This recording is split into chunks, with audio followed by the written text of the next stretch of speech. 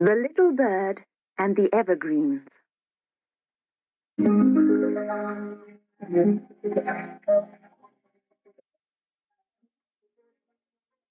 Once upon a time, when autumn was coming to an end and the cold wind of winter was beginning to blow, one little bird was unable to fly south with the rest. He had broken one of his wings. The little bird could flap his one good wing very hard and flutter a few feet in the air, but this tired him so. He would just have to spend the winter in the north. Where will I live? What will I eat? The little bird wondered. Maybe one of the trees in the forest will let me make a home in its branches. And maybe the tree will have berries to eat. So, flapping his wing and hopping along the ground, he made his way to a nearby birch tree. Beautiful birch tree, the bird said. I have broken my wing and I can't fly south for the winter. May I make a home in your branches just until the spring? Absolutely not, replied the birch tree. I can't have you breaking twigs off my branches and making a messy nest on one of my limbs. I have parents to think of, she said, and shooed the little bird away. The birch tree is not as strong as other trees, the bird thought to himself. Maybe her limbs could not hold me. I will ask the oak. And the bird hopped along until he came upon the largest oak tree he could find. Oh, mighty oak tree, the little bird called. Will you build a nest on your strong limbs? I just need a safe home until the spring. Until the spring? The oak growled. That is months away. By that time you could have eaten all of my precious acorns. I won't have it. Now, move along. So the little bird went to the maple, the chestnut, and the sycamore, and they all sent him away for one reason or another. Finally, when he saw the willow tree, he felt certain he had found a welcome home.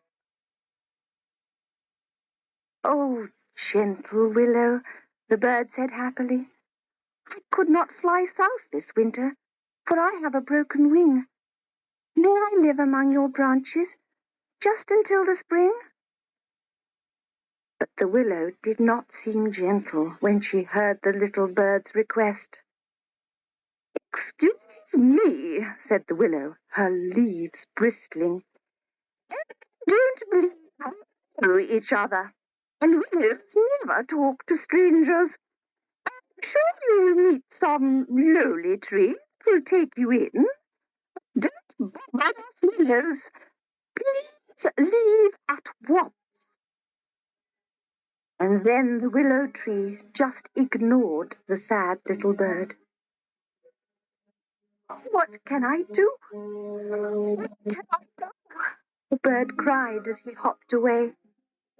He knew he had no choice now, and so, as best as he could, he headed southward. But before he had travelled very far, he heard a soft voice calling him. Where are you going, little bird? I'm trying to go south where it is warm, the bird answered. I can't fly, for I have a broken wing, but there is no home for me here. Yes, there is, said the kind spruce tree who stood right near the bird. You can make a home in my branches and spend the winter with me if you like. The little bird said, not believing what he heard. But we're strangers, and my nest may look rather messy on your beautiful branches. That doesn't matter to me, We'll be very good friends in a short time. Here, let me show you my best branch for your new home." The little bird was so happy he had found a friend.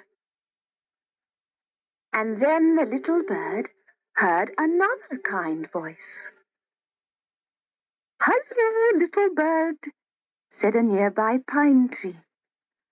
"I'll do my best to keep the cold north wind from blowing on your home in the spruce.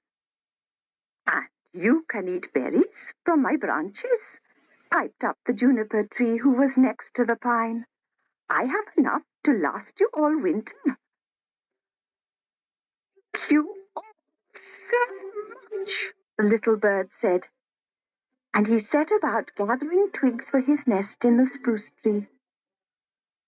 "We're going to have a fine time together," the spruce, the pine, and the juniper agreed.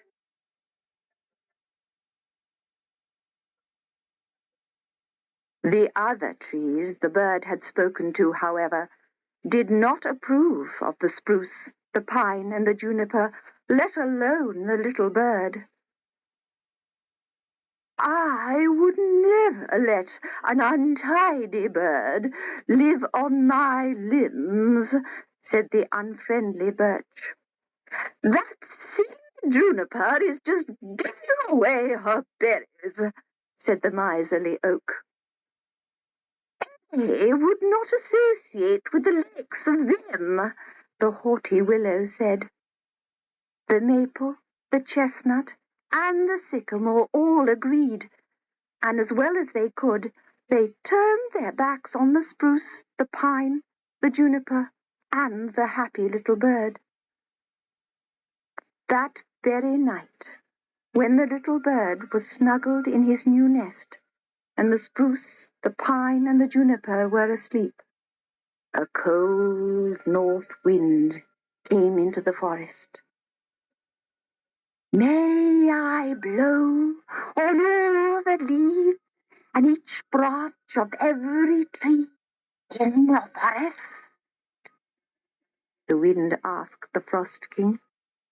"No," the Frost King replied. "You may whirl and blow about each tree, except those that have helped the little bird with the broken wing. They may keep their leaves throughout the winter, for they have shown charity and kindness."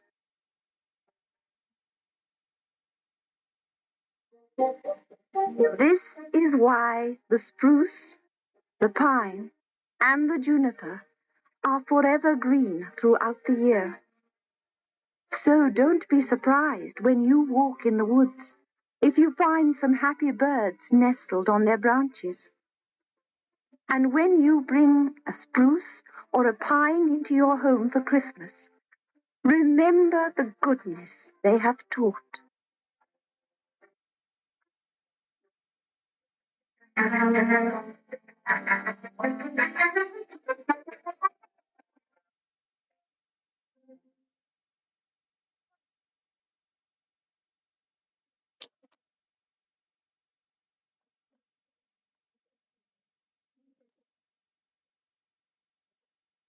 No.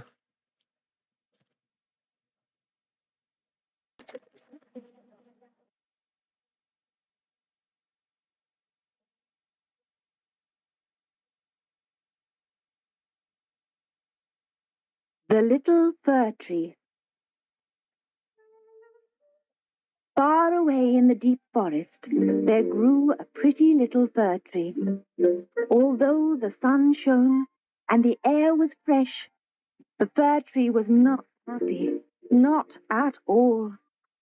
He wished so much to be tall like the older trees that he never noticed the warm sun and gentle breezes. He never enjoyed the children who came to the forest to fill their baskets with berries.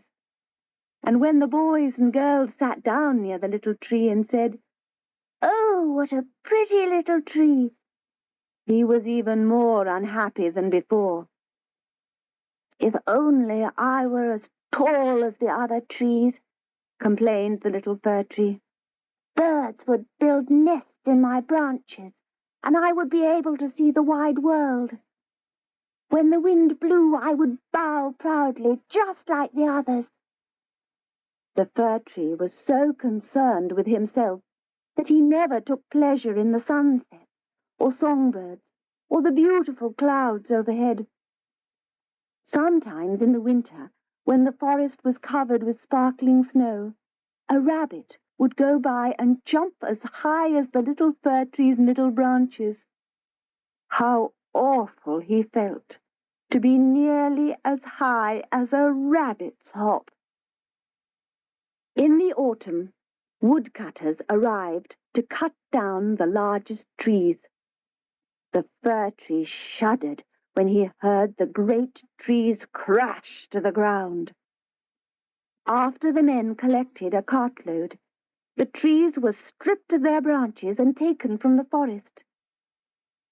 "They must be very important trees for people to want to take them away," the little fir tree thought. "I wonder what they will become."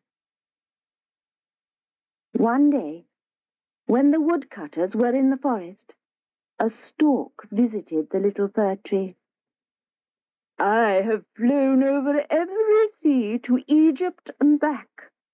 I have seen such trees on the masts of tall sailing ships," he said. "Oh, how I wish I were tall enough to go to sea," the little fir tree sighed when the stork flew away. "Enjoy what you are," answered the sun and the wind, and they caressed the little fir tree with warm sunlight and gentle breezes. But he would not be comforted at all. When Christmas drew near, many trees, some not much taller than the little fir tree, were cut down and loaded onto carts. Their branches were not removed, for these trees were selected for their beauty. The fir tree wondered, why were they chosen? Where are they going? What will they become? "We know," sang the sparrows. "In town we peek in the windows of the houses, and we have seen them in beautiful rooms dressed in the most splendid manner. Exquisite decorations are hung from their branches, and the trees glow from the light of hundreds of candles." "And then what?" asked the fir tree, breathless with longing. But the sparrows knew no more. The next year, the fir tree yearned for Christmas, for he knew that something wonderful must happen to a tree who is so honored. The warm sun and soft breezes tried to make him happy where he was, but he cared nothing for his surroundings. The fir tree grew a bit taller by next winter, and so when Christmas finally came near, he was one of the trees to be taken from the forest. He felt so proud being carried away in a handsome cart. Eventually, the fir tree was delivered to a large house. His trunk was placed in a tub of sand and covered with a lovely green and red cloth. Then the tree was decorated with sugar plums, candied apples, toys, sweets, and tiny candles. A large gold star was fastened like a crown to his very top. "What is going to happen next?" thought the trembling tree, for he longed for still greater things to come. That evening the candles were lit, and the tree was magnificent. "A story, a story!" the children cried to a man who came forward gladly. "It shall be Humpty Dumpty," he said, as the children gathered around him. And he told the story of Humpty Dumpty, who fell down the stairs but recovered and married a beautiful princess. So that is what happens in the world, thought the tree. Some day I shall marry a princess. When the story was finished, the children opened all the presents and ate most of the candy from the tree. Everyone had said that it was the most beautiful Christmas tree that had ever been. The little fir tree thought this was one of the happiest days of his life. The next morning, the tree was taken to the attic and left among some dusty boxes and forgotten trunks.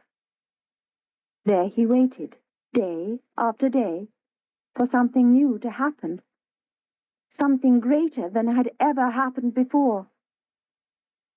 Suddenly he heard squeak, squeak, and discovered several mice scurrying among his branches.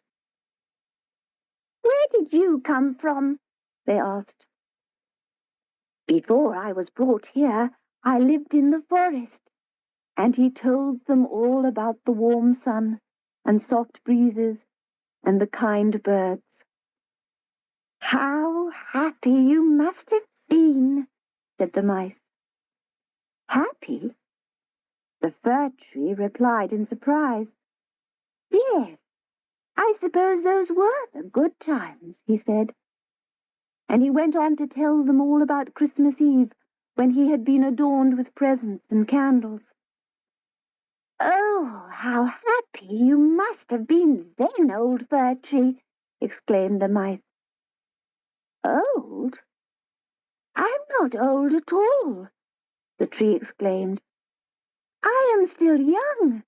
In the spring, perhaps, I will marry a princess like Humpty Dumpty." "Who is Humpty Dumpty?" they asked. So he told them the story, and the mice were delighted. Soon the mice stopped visiting. The fir tree became lonely. "But," he thought, "I will be happy when they take me out of this terrible attic." And before long they did drag him roughly down the stairs, out of the house and into the garden. There he felt the warm sun again, and the gentle breezes, and saw that everything was fresh and blooming. "Now I shall live," cried the tree joyfully, and he tried to spread out his branches. But they were yellow and withered, with no life in them. The children who were playing in the garden were the very children who had cherished him at Christmas, and yet one child came running up to the fir tree and took the gold star crown from his top. The tree thought about his young days in the forest, of the wonderful Christmas, and of the mice who had listened to his stories and remembrances. "If only I had been happy where I was, in the forest with the sun shining and the cool breezes," he sighed. "Now it is too late. It is all past." And then a man came and chopped the fir tree into logs and placed them in a bonfire. The children chased around the fire and sounded just like they did on one of the happiest days of the fir tree's life. But that is all past, just as this story is past. For even stories must come to an end.